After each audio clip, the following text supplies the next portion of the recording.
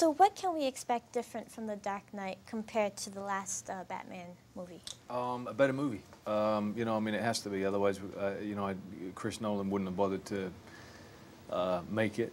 It's an evolution.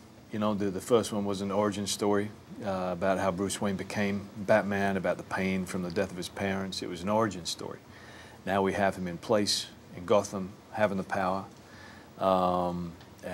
Still, you know, naturally, as Batman, you have the warring within himself, his dark side versus his altruistic side.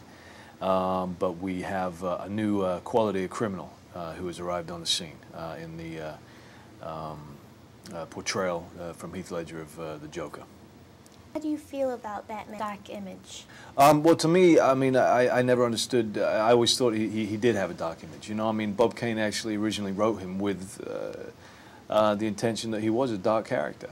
You know, he is somebody who looks dark. You know, I mean, he wears a bat costume. Bats are never looked at as angelic animals. They're always associated with the devil, with demons.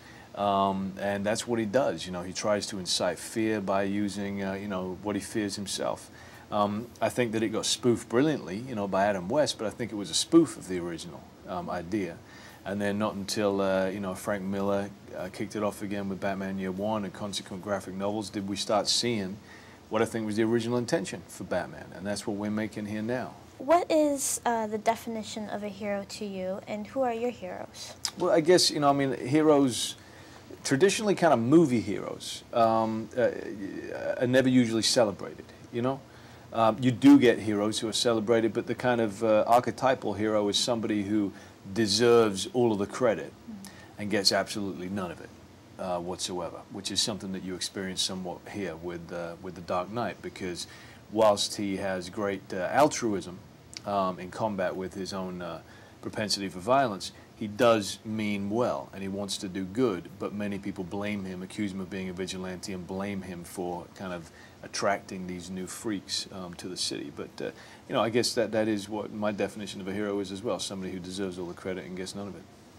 This summer there are a lot of comic book heroes turned into feature films. Do you think that's a sign of the times? I have no idea if that's a sign of the times or not. You know, I kind of put my head down and just get on with what I'm interested in, and with what we're doing. I haven't seen any of the other, you know, sort of superhero or comic book movies yet.